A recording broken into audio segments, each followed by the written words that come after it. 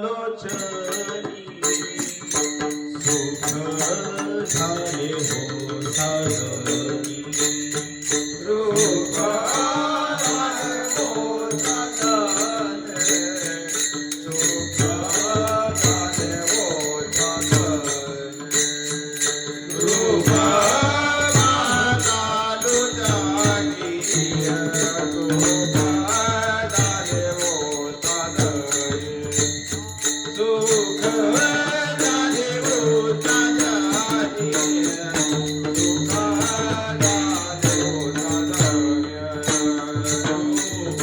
साजनी सुख झाले हो साजनी रूप लोचनी सुख झाले हो साजनी सुख झाले हो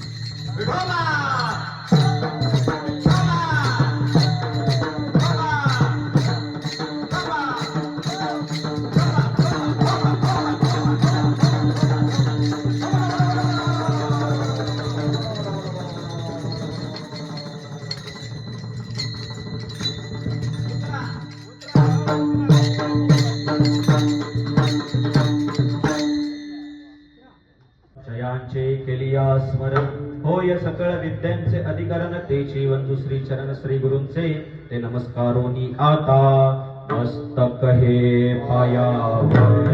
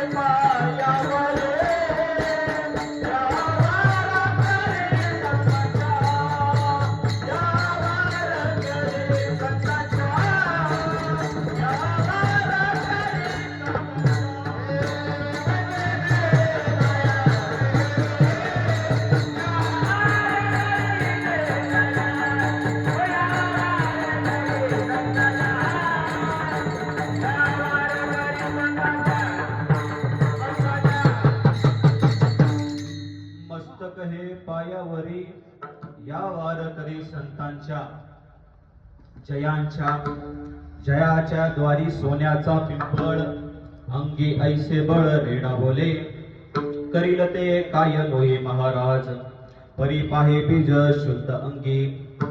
प्रस्तुत प्राप्त प्रसंगी कीर्तन रूपे सेवेकरिताच म्हणजे निरूपणाकरिता निवडलेला अभंग हा कोणाचा आहे नव्याने सांगण्याची गरज नाही. तुमच्या आमच्या परिचयाचे असणारे महान संत भगवत भक्त वेद शुद्ध वारकरी तत्वज्ञ, वेदाचा अर्थ अभंग समर्थ वारकऱ्याचा परमार्थ, प्रदीप बुद्धिमत्तेच्याही बुद्धिमत्तेला न उलगडलेलं कोड श्रीमंत श्री जगद्गुरु तुकोबारा यांचा फार चरणांचा नाही परंतु 4 चरणांचा अभंग सेवेकरिता निवडलेला आहे. विठ्ठल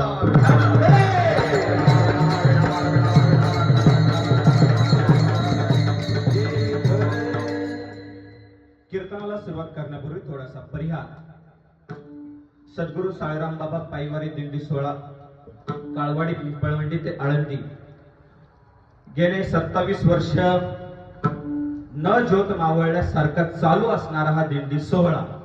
खर तर आपण काही सप्ते पाहतो ते चालू होतात, 2-3 वर्ष चालतात, 5 वर्ष चालतात, 5व्या वर्षानंतर काहीतरी वाद होतो, बंद पडतात. दिंडी सोहळा त्या ठिकाणी निघतो. पहिल्या वर्षी 100 लोक येतात, दुसऱ्या वर्षी 50 येतात, तिसऱ्या वर्षी काहीतरी घोटाळा होतो, दिंडी बंद पडते. परंतु कौतुक करावं हे आपल्या दिंडीचं गेले 27 वर्ष रौप्य महोत्सवी त्या ठिकाणी साजरा झालं. अजूनही दिंडी सोहळा आपला चालू आहे आणि असाच दिंडी सोहळा 100 वर्षापर्यंत व जोपर्यंत चंद्र सूर्य तारे आहेत तोपर्यंत असाच चालू राहणार आहे. विठ्ठल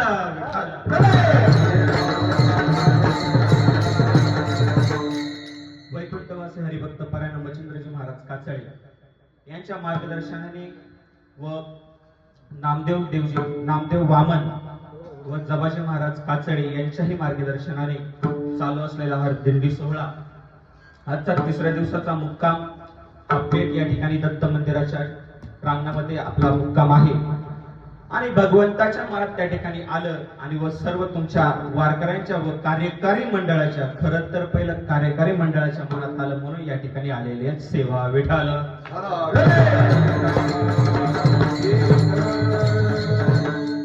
सर्वच या ठिकाणी ज्ञात मंडळी बसलेले आहेत, असं कोणीच नाही की मला माहीत नाही. सगळ्यांचं नामोल्लेख घेणे या ठिकाणी शक्य नाही, परंतु हा दिंडी सोहळा चालवण्यामध्ये ज्यांचं मोलाचं सहकार्य असतं ते सर्व कार्यकारी मंडळ, त्यामध्ये जबाजी नाना असतील, प्रेमकुमार वामन असतील, सुभाष नाना असतील, अजितदादा असतील व सर्व सभासद कार्यकारी मंडळ, देवीदास नाना हे सर्व असतील, नवनाथ नाना त्या ठिकाणी आहेत. सर्व मंडळींनी त्या ठिकाणी एक धुरा त्या ठिकाणी धरलेली आहे आणि अजूनही आपला दिंडी सोहळा व्यवस्थित त्या ठिकाणी चालत आहे. खरं तर काही लोकांना राग येतो की कार्यकारी मंडळामधलं कोणतरी सदस्य किंवा जे नियोजन करते ते काहीतरी कोणाला तरी बोलतात. लोकांना तो राग येतो, परंतु तो राग तुम्ही मनामध्ये धरू नका. तुमच्या भलाई करता त्या ठिकाणी ते बोललेलं असतं. सध्या परवाच त्या ठिकाणी एक घटना घडली. दिंडीमध्ये तो कंटेनर त्या ठिकाणी घुसला, 3 का 4 बैल त्या ठिकाणी गेले. ही दुर्घटना आपल्या दिंडीमध्ये होऊ नये याच्यासाठी प्रयत्न करणारे त्या ठिकाणी आपले कार्यकारी मंडळ असतं. चौकदारांचं त्या ठिकाणी आपण सर्वांनी ऐकलं पाहिजे. शिस्तीमध्येच त्या ठिकाणी आळंदीपर्यंत सुखरूप त्या ठिकाणी आपली वारी झाली पाहिजे याची सर्व वारकऱ्यांनी नोंद घ्या. विठ्ठल विठ्ठल.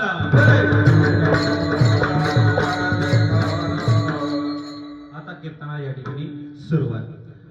सर्व वारकऱ्यांना विनंती की हाताने टाळी मुखाने नाम हेच तुमच्याकडे तासभर काम. विठ्ठल विठ्ठल.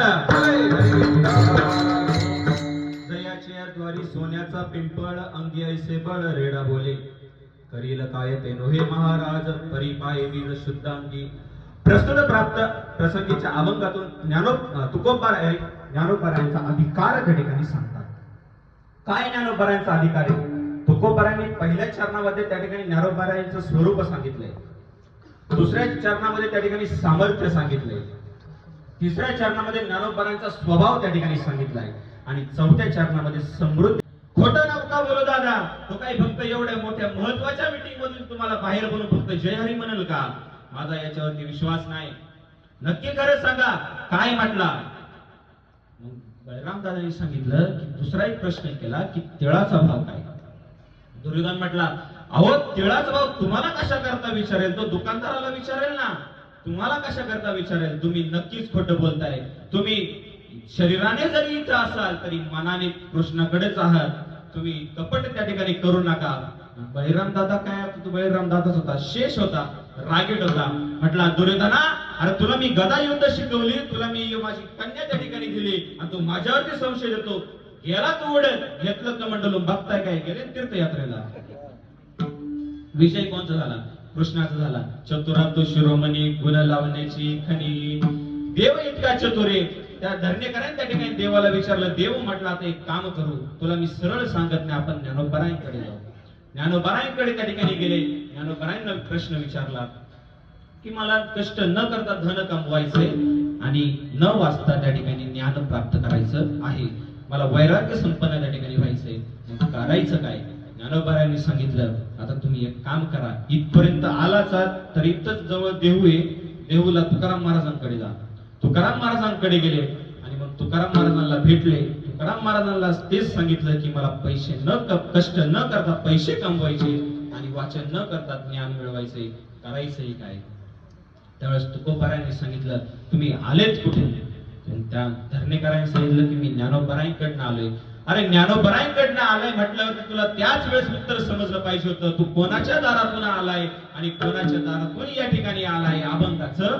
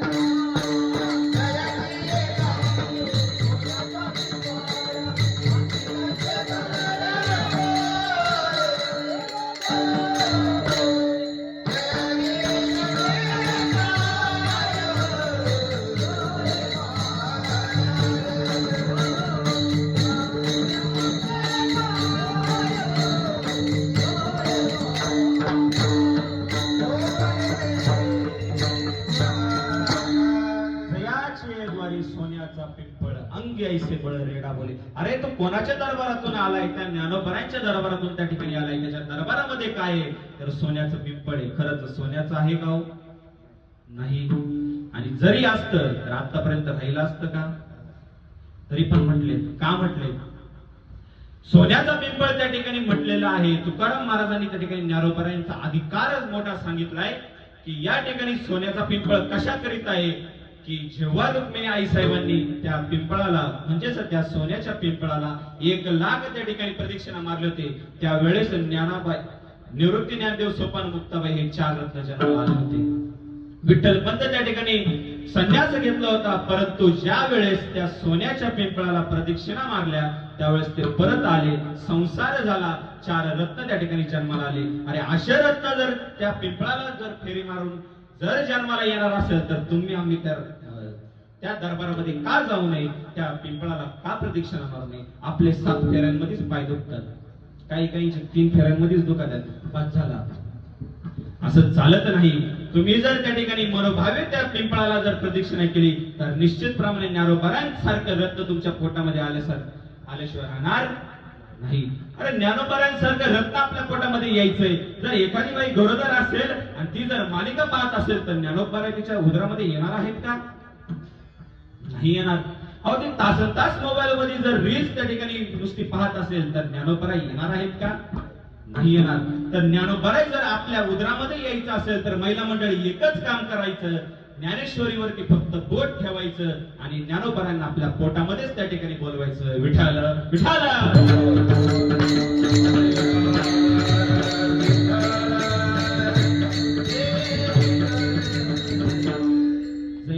द्वारी सोन्याचा पिंपळ अंगी ऐसे बळ रेडा बोले. तुकाराम महाराज त्या ठिकाणी सांगतात सामर्थ्य त्या ठिकाणी ज्ञानोबरायांचं मोठं आहे. सामर्थ्य म्हणजेच अधिकार त्या ठिकाणी ज्ञानोबरायांचा मोठा आहे. मग आपल्याला काय केलं पाहिजे तर ज्ञानोबरांना शरण गेलं पाहिजे. अरे आपण ऐकलंय की समाधी घेतल्यानंतरही कीर्तन करता येतं, पण समाधीमध्ये असतानाही जो कीर्तन करतो समाधी बैसला निर्वाण कथा कीर्तन कथा कीर्तन करीतो बाबा बाळाचा. बरोबर. समाधीमध्ये असतानाही सुद्धा त्या ठिकाणी कीर्तन करतो असं ज्ञानोबराय असणारे ते आपण त्यांना शरण गेलं पाहिजे की नाही. अहो काही काही जण नास्तिक असतात ते म्हणतात कोण तुमचे ज्ञानोबराय कोण तुमचे ते संत, आम्ही काही मानत नाही तुमच्या ज्ञानोबरायांना, आमचा विश्वासच नाही. परंतु सत्य घटना झालेली तुम्हाला सांगतो. 15 ते 20 वर्ष पूर्वीची त्या ठिकाणी गोष्ट आहे. एकदा रशियामध्ये संशोधन करायला त्या ठिकाणी बातमी कळाली की महाराष्ट्रामध्ये सर्वच वारकरी ज्ञानोबरायांच्या भेटीला जातात. सर्वच लोक पागल त्यांच्यासाठी झालेले आहे. नक्की कारण काय, असे असणारे ते साधू कोण आहेत, संत कोण आहेत, नक्की ते आहेत का संशोधन करायचं. आता सायंटिस्ट म्हटल्यावरती त्यांच्या डोक्यामध्ये काहीतरी संशोधन असतं. त्यांना देव काय आणि परमार्थ काय यातला फरक कळत नाही. त्यांनी असा विचार केला, महाराष्ट्रामध्ये एका व्यक्तीला सांगितलं की तुमच्या ज्ञानोबराय नक्की तुम्ही आहेत असं म्हणताय, मग आम्हाला त्याचं संशोधन करायचंय. मग काय करायचं, ज्ञानोबराय त्या ठिकाणी आहेत आणि ते त्यांच्याकडे जे यंत्र आहे, म्हणजे याचा अर्थ काय की माणूस जर त्या ठिकाणी असेल किंवा तो जर त्याचा आत्मा जर त्या ठिकाणी असेल तर त्या ठिकाणचे वेव्स त्या ठिकाणी निघतात. आपण त्याला ईसीजी म्हणतो थोडक्यात. ते जे रेज असतात ते मोजायचं यंत्र त्यांनी आणलं. ज्ञानोबरायांच्या दरबारामध्ये आळंदीमध्ये त्या ठिकाणी प्रवेश केला. सोन्याच्या पिंपळा जवळ गेले आणि तिथंच ते यंत्र 100चं यंत्र होतं ते 35 वरती गेलं. पिंपळा पशीच ते 35 वरती जायला लागलं. मग आता यांचं अक्कलच बंद पडली, हे नक्की वरती गेलं कसं काय. अजून सोन्याच्या पिंपळा जवळच आपण आणि ते 35 वरती आहे. आतमध्ये गेल्यावरती काय होईल, आतमध्ये गेले 70 वरती गेलं. ज्ञानोबरायांच्या गाभाऱ्यामध्ये गेले. ज्ञानोबरायांच्या समाधीवरती ते यंत्र ठेवलं. दरवाजा लावून घेतला, बाहेर आले. 5 मिनिटानंतर परत दरवाजा उघडला, आतमध्ये गेले तर पाहतो काय, त्या यंत्राचा त्या ठिकाणी स्फोट झालेला होता. म्हणजेच काय, ज्ञानोबरायांचं अस्तित्व अजूनही त्या समाधीच्या ठिकाणी आहे. मग का जाऊ नये अशा संतांकडे. विठ्ठल विठ्ठल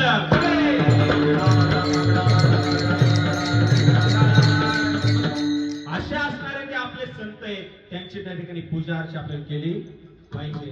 परंतु संत काय सांगतात की देवाची पूजा करा, परंतु देव सांगतात की संतांची पूजा करा. कारण की देवाला काय आवडतं, ती फक्त भक्ती आवडते. हेची थोर भक्ती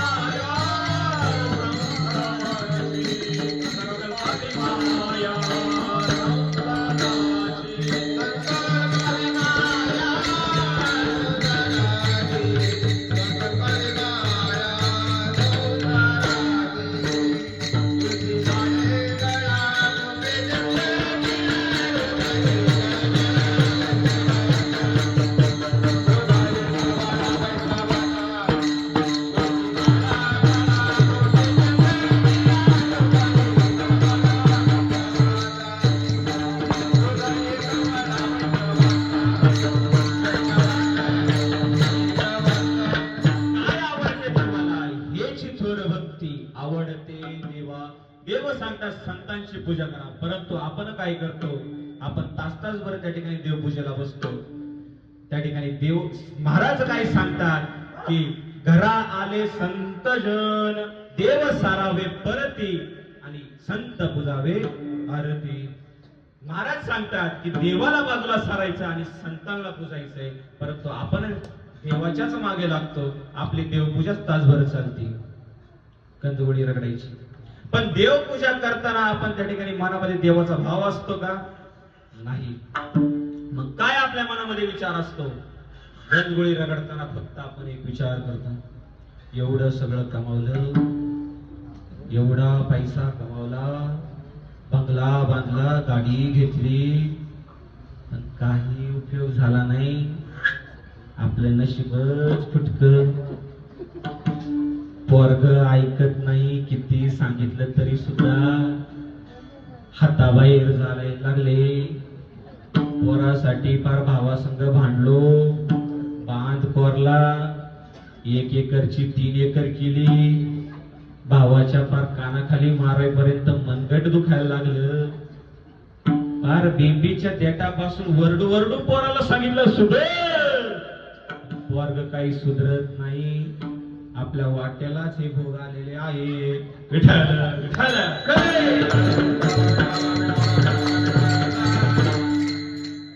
अशी जर आपण देवाची पूजा केली तर देव पावणार आहे का? नाही. देव सांगतात संतांची पूजा करा. पण महाराज आम्ही संतांची पूजा करू परंतु आम्हाला संतांची भेट होईल का? नाही.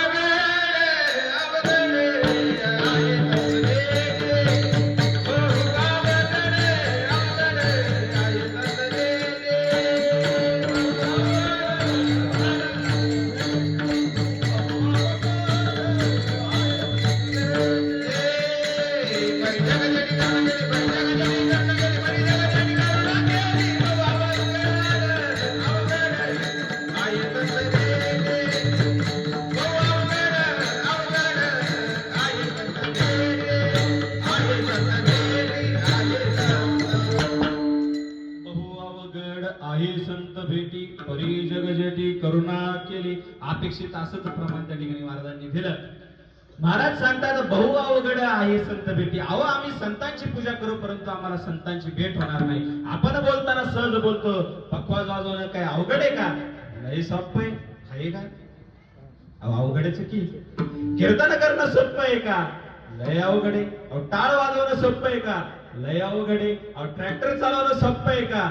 लय अवघड आहे. हे लय अवघड आहे, ते लय अवघड आहे. अशा सगळ्या अवघड गोष्टी मिळवून जर त्या ठिकाणी केला तर काय आहे तर बहु अवघड आहे संत भेटी परी जगजेटी करुणा केली. मग अशी असणारी संतांची भेट होणं मात्र अवघड आहे. मग काय केलं पाहिजे तर मनामध्ये त्या ठिकाणी देवाच्या संतांच्या बाबतीत आपल्याला निस्वार्थ भाव त्या ठिकाणी ठेवला पाहिजे.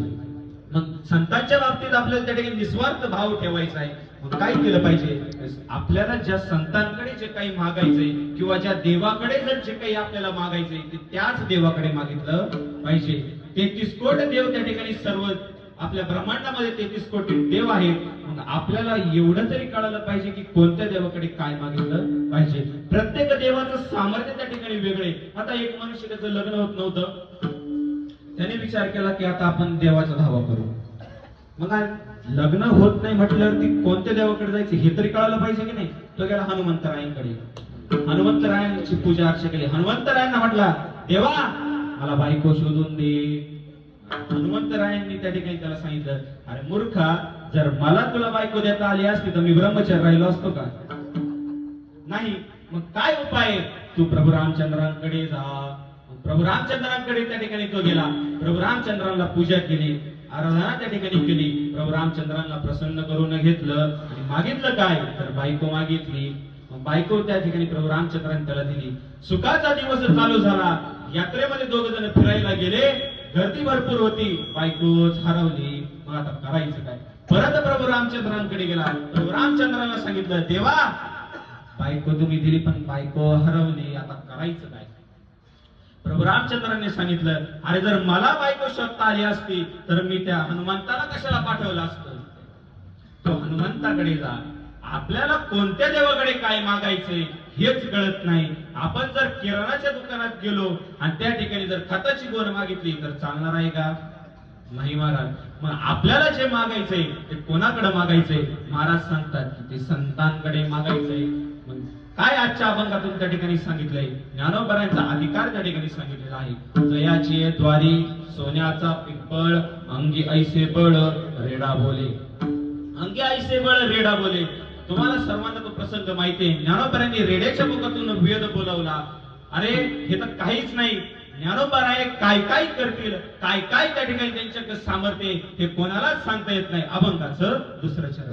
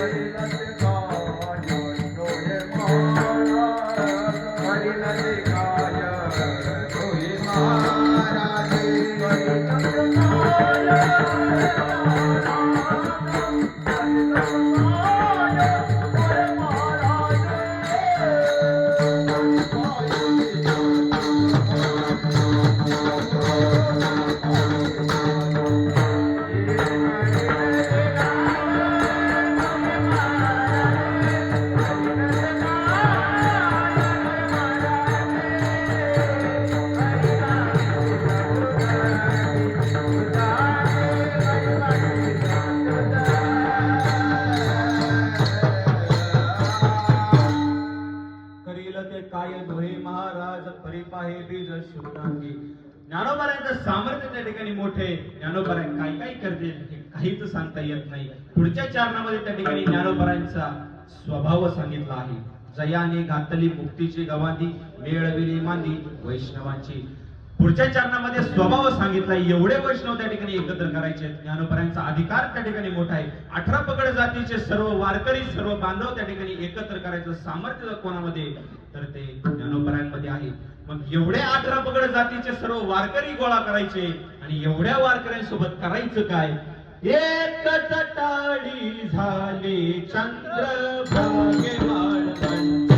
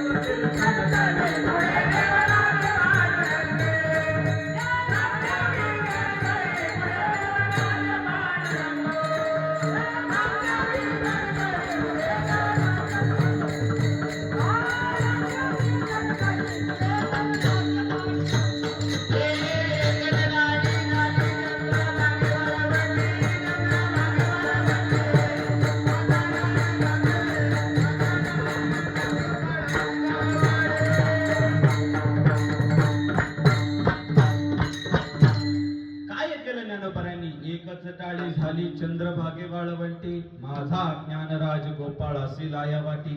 सामर्थ्य एवढं मोठे, परंतु 18 पगड जातीचे सर्व वारकरी बांधव एकत्र करायचे. पंढरीच्या वाळवंटामध्ये एकत्र करून काय करायचं, तर माझा ज्ञानराज गोपाळ असे लाया वाटी. एवढं मोठं सामर्थ्य असताना ज्ञानोबाराय काय करतात, तर सर्व त्या ठिकाणी वारकरी वैष्णव असतात त्यांना वाढण्याचं त्या ठिकाणी काम करतात. इथं आपण आमदाराला बादली घेऊन फिरू देत नाही, ते ज्ञानोबाराय आहेत. एवढं मोठं सामर्थ्य असताना जर आपण त्या ठिकाणी त्यांची पूजा आराधना जर केली नाही तर आपल्याला फळ मिळेल का. आपण जर कामाला गेलो नाही, पहिलं मंडळ, जर तुम्ही कांदे काढायलाच गेले नाही तर तुम्हाला रोज मिळणार आहे का, नाही मिळणार. सर्व पुरुष मंडळी जर जॉबलाच गेले नाही तर पगार मिळणार आहे का, नाही. जर आपण ज्ञानोबारायांकडे गेलो नाही आणि ज्ञानोबारायांना जर आपली व्यथा सांगितली नाही तर आपल्याला फळ मिळणार आहे का. अहो याला त्याला सांगता काय, तुम्ही जर तुमच्या मित्राला सांगितलं तो त्याच्या जवळच्या मित्राला सांगेल, तो परत त्याच्या जवळच्या मित्राला सांगेल, तुमचा हसू होईल. मग करायचं काय, आपलं जे दुःख आहे ते कोणाला सांगायचं, तर ज्ञानोबारायांना सांगायचं. करायचं काय, फक्त मंदिरामध्ये जायचं, ज्ञानोबारायांसमोर हात जोडायचे डोळे मिटायचे आणि आपल्या मनातलं जे दुःख आहे ते सर्व ज्ञानोबरांना सांगायचं. त्याचं फळ काय मिळणार आहे तर तुम्हाला झालेलं दुःख हे ज्ञानोबराय निरसन करणार आहे. विठ्ठल विठ्ठल.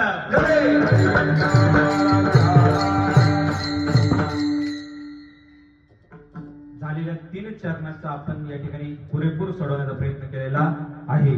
उरलंय शेवटचं चरण. एकदा प्रेमाने सर्वांनी भजन करायचे. विठोबा रखुमाई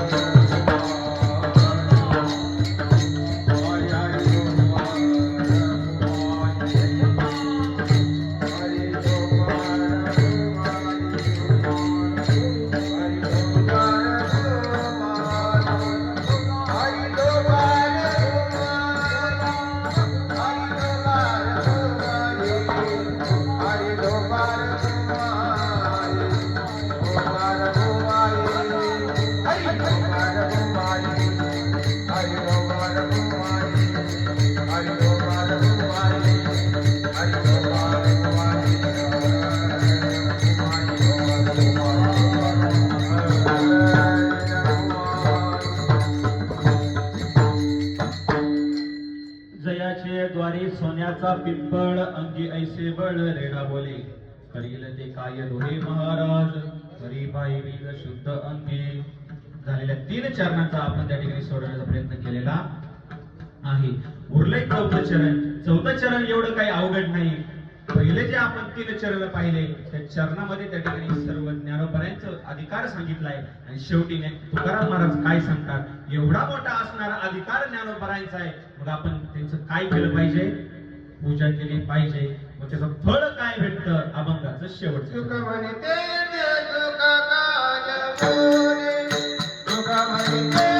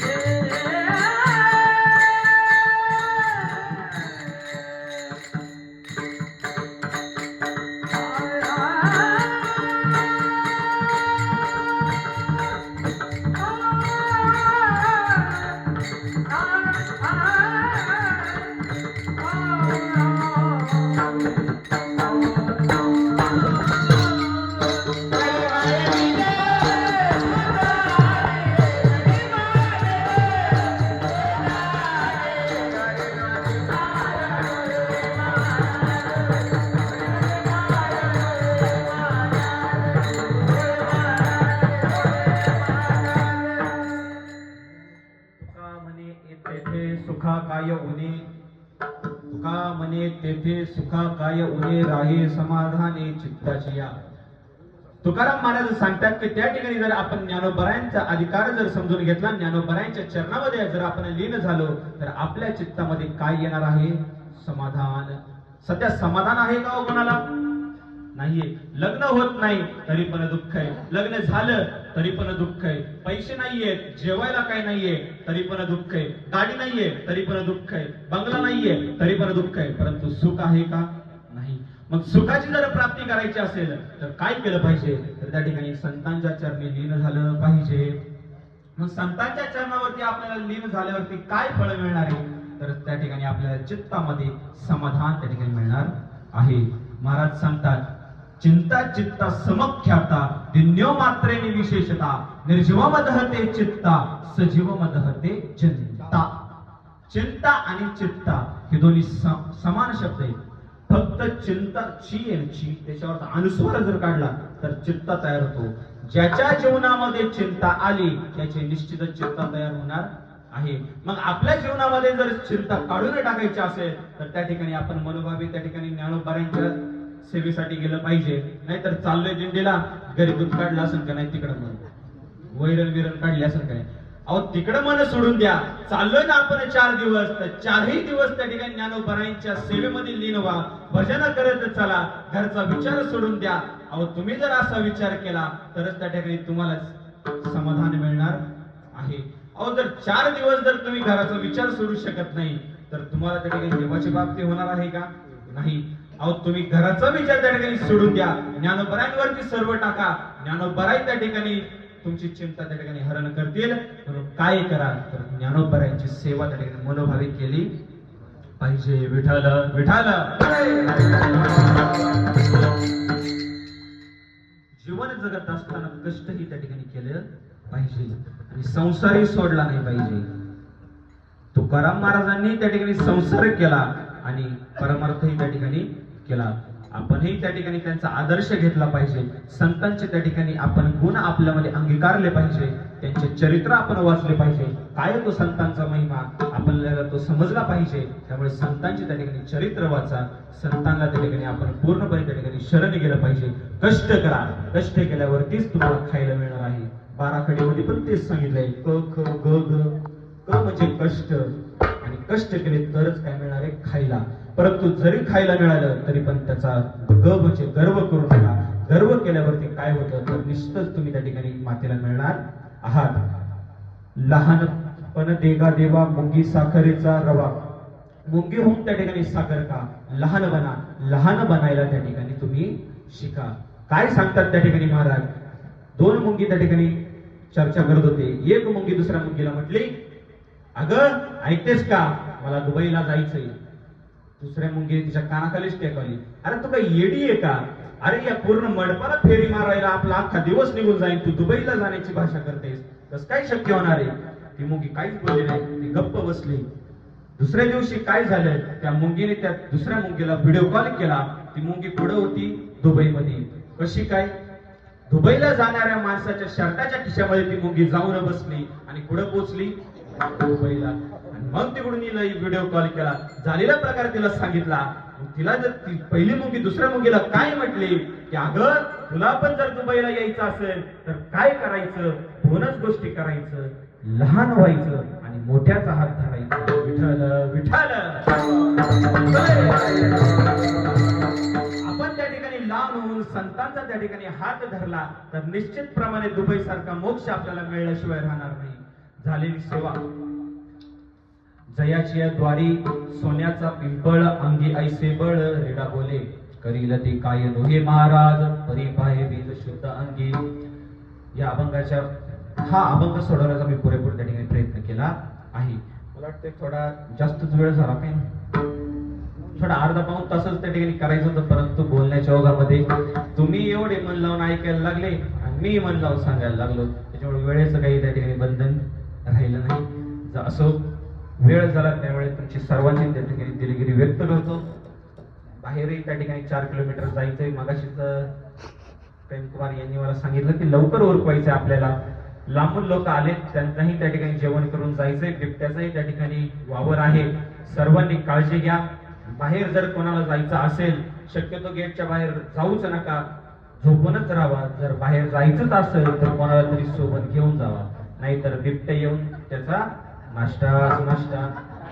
त्याच्यामुळे तुम्ही सर्वांनी सतर्क राहा, काळजी घ्या. आपल्याला अजून आळंदीपर्यंत पोहोचायचंय. आपल्याला आळंदीला जाऊन ज्ञानोबरांचं त्या ठिकाणी दर्शन घ्यायचंय.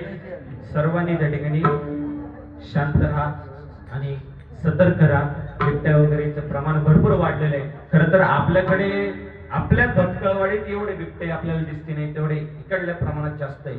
त्याच्यामुळे आपण सतर्क राहिलं पाहिजे. इकडे बिबट्यांचं प्रमाण जास्त आहे, म्हणून आपण काळजी घ्या आणि बाहेर एकटं जाऊ नका. विठ्ठल विठ्ठल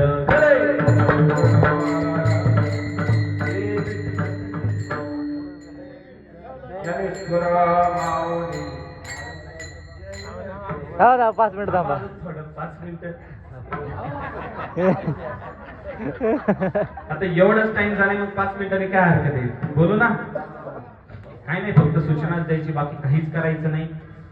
मी जे तुम्हाला सांगितलं, जे काही चांगलं असेल ते तुमच्या पदरात घ्या, आणि जे काही वाईट असेल ते माझं मला परत द्या. मी काही कुठे नेणार नाही, बाहेर जाऊनच झटकून येईल. त्याच्यामुळे काळजी करू नका. जर काळाच्या बोलण्याच्या ओघामध्ये जर कोणाला जर काही वाईट शब्द गेला असेल तर तुमचा मुलगा म्हणून, भाऊ म्हणून, तुमचा नातू म्हणून मला माफ करा.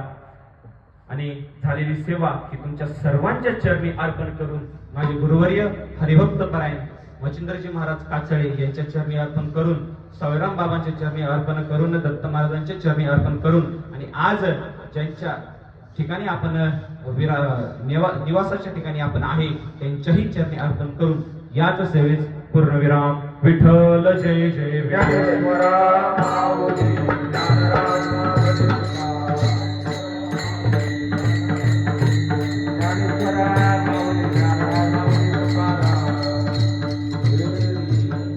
जेवढं सांगितलंय तेवढं ऐका, तरच माझं कीर्तन तुम्हाला लागेल. नाही तर मी तुमचाच आहे आणि तुम्ही माझेच आहे, म्हणून मी तुमचा आहे म्हणून ऐका.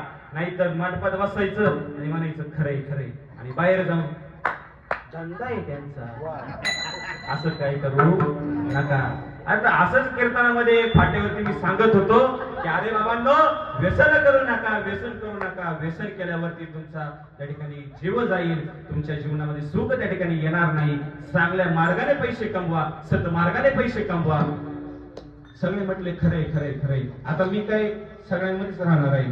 मी फेटा काढला आणि मला लगेच कपडे बदलायची सवय होती. कपडे बदलले, बाहेर फक्त उभा राहिलो, तिथं 2 माणसं उभी होती. एकाने तंबाखू काढली होती, मळीत होता.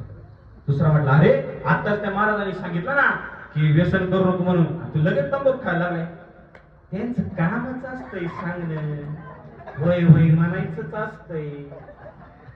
आपण जर सुधारलं, त्यांनी तरी कोणाला सांगायचं नीट वागा. त्यांचा धंदाच येतो. असं काही करू नका, व्यसन करू नका, वाईट वागू नका, वाईट बोलू नका. दिंडीला चाललंय, सगळ्यांनी प्रेमाने राहा. जर कोणी जर तुम्हाला काही वाईट बोललं तर तिथल्या तिथंच सोडून द्या. त्याला म्हणायचं बाबा तुझंच खरं, सोडून द्या तिथल्या तिथं. काही कोणाशी वैर धरू नका. जीवनामध्ये जर आपण आलोय तर वैर धरून जाऊ नका. आपण त्या ठिकाणी भगवंताची भक्ती करूनच गेलं पाहिजे. गेल्यावरही आपलं त्या ठिकाणी नाव निघालं पाहिजे. असं कार्य आपण जीवनामध्ये आल्यावरती केलं पाहिजे. झालेली सेवा तुमच्या सर्वांच्या चरणी अर्पण करून याच ठिकाणी सेवेस पूर्णविराम. जय जय.